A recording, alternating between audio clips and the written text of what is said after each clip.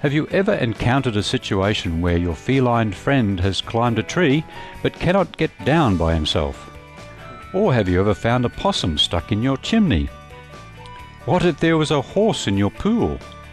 On today's show, we are delighted to introduce Nigel Williamson, a professional animal rescuer who operates Nigel's Animal Rescue in Melbourne, Australia, over 16 hours a day and is on call at all times, 7 days a week. His service frees animals trapped in all sorts of places and provides treatment to injured beings. Nigel has rescued over 30,000 cats, dogs, koalas, deer, kangaroos and other animals. Now let's meet Nigel to hear about the rescue. Back in the early 80s, I heard of a job working for the RSPCA and they put me into the job as an ambulance driver, picking up stray and injured animals around the streets. And after 12 months, I'd showed a little bit of initiative in helping out the inspectors, and they actually created the position of Animal Rescue Officer in the inspector's office. So they promoted me into it, and so all I did was get animals out of trees and walls and chimneys and drains, lakes. Anywhere that an animal needed a helping hand, I got the call for. Based on the experience Nigel gained during the 6 years he worked for the Society, he was able to start Nigel's Animal Rescue and began working on his own. We only speak for those who can't speak for themselves, and I just love the work that I do, and it gives me a lot of satisfaction, a lot of pleasure. And as I say, for 25 years now, I've been out there rescuing wildlife, as I say, up trees and walls and chimneys and all sorts of situations, and there's nothing in life that I would rather be doing than what I'm doing right now. Right. Nigel and his wife Sharon also run a wildlife shelter at their home, with more than 100 animals currently in their care. The home is on 2 hectares of land, some 50 minutes from central Melbourne, the capital of the state of Victoria.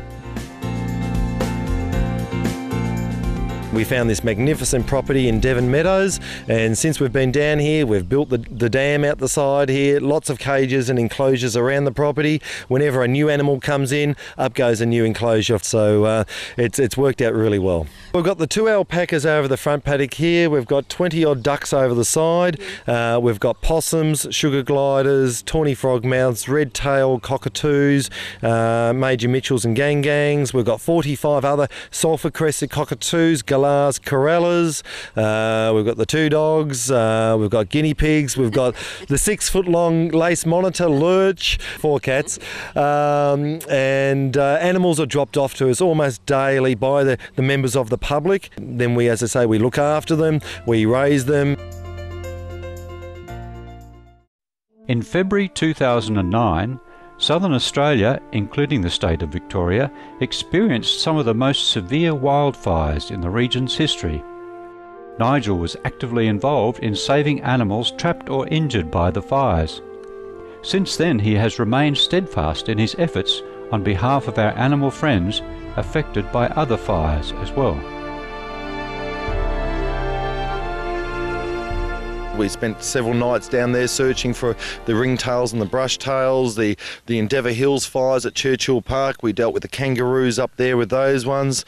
Then the Gippslands one started, and then the Kinglake one started, and now we've got the Wilson's Promontory one. So this is something that's going to be going on for many months to come. The raging bushfires in February 2009 threatened local residents and destroyed wildlife habitats.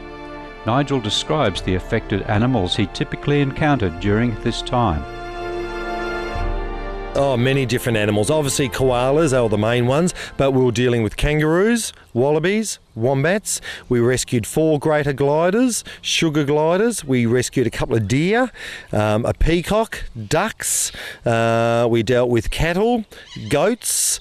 All sorts of animals were affected by the bushfires. This is going to take us many years to get the numbers of animals back. I estimate we lost over 2 million animals in the fires.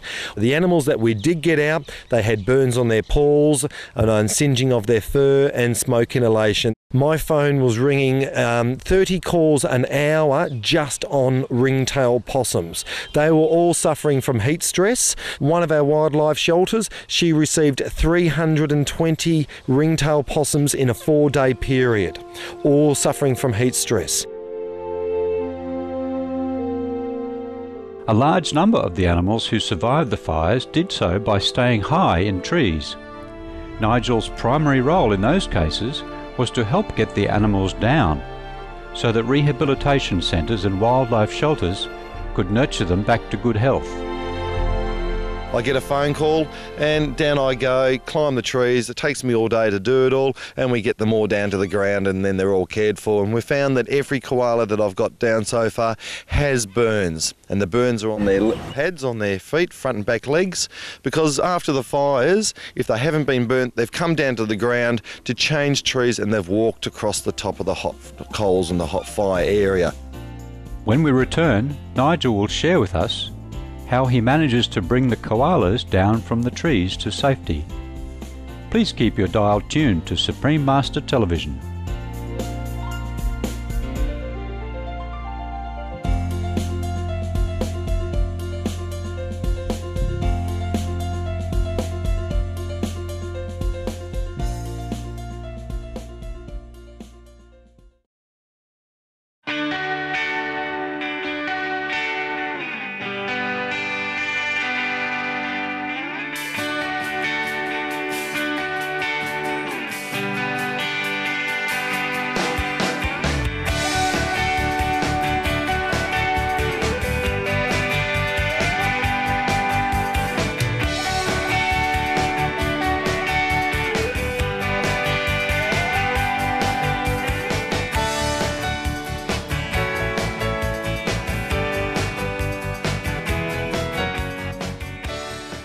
Welcome back to Animal World, Our Co-Inhabitants. Today's show features Nigel Williamson, a professional animal rescuer from Melbourne, Australia, who runs Nigel's Animal Rescue Service with a staff of 4, including his wife Sharon. Nigel is always willing to help animals in need and is on call 24 hours a day, 7 days a week. A few months ago, the state of Victoria experienced some of the worst bushfires in its history. During this period, Nigel put forth great effort in looking out for the affected animals and helping his fellow Victorians.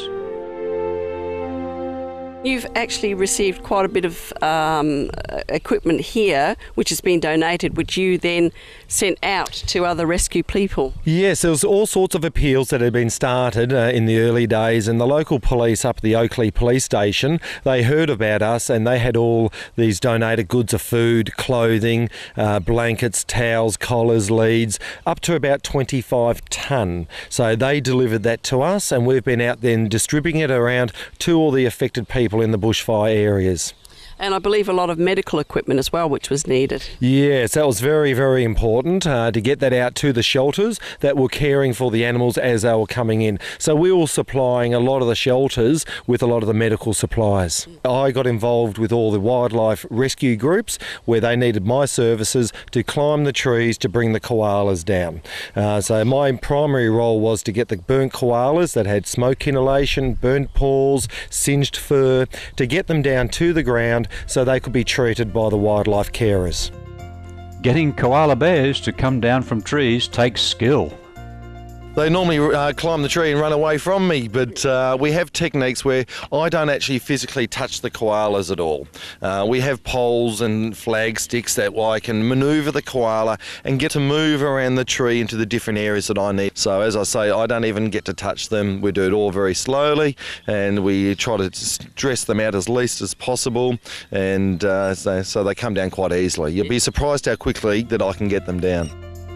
The aftermath of the fires has been very difficult for the animals to deal with. They've been hit extremely hard. First of all, it started off with the heat stress from the 4 days of extreme heat. Then they had the bushfires they had to cope with. Now they've got starvation. With the little rain that we've had up in the bushfire areas, the water has landed on the road. It's run off the road onto the side of it. So that's where the green pick is coming up. Little bits of grass. So the animals are coming down at night time. They're feeding along the roadsides. So we're trying to get people to slow down when they're driving through a bushfire area. So we can try to save the animals there as well. Ultimately, Nigel wants to extend his property further so that he can host more animals and provide them with free healthcare and rehabilitation facilities. After 25 years of rescuing animals, we've decided we're going to become a charity, which is going to help us for the wildlife and the situations that I've dealt with over the years. But we've got lots of plans on the property here to build wombat pens and koala pens. We'd like to purchase a block of land off of my neighbour so we can actually build a wildlife hospital. We would run 24 hours, 7 days a week. That would be totally voluntary. We won't be charging anybody in that. On average, Nigel receives 50 phone calls a day at all hours, sometimes even when he's in the middle of a mission.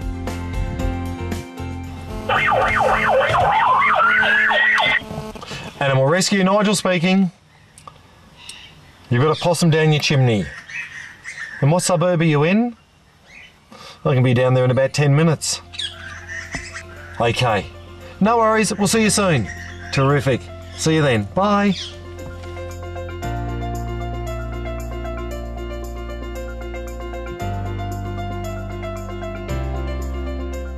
Looks like our animal hero has just received his call to duty. Please join us again tomorrow for part 2 of our program on Nigel's Animal Rescue in Melbourne, Australia. Coming up next is Enlightened Entertainment, after noteworthy news here on Supreme Master Television. May all beings love one another.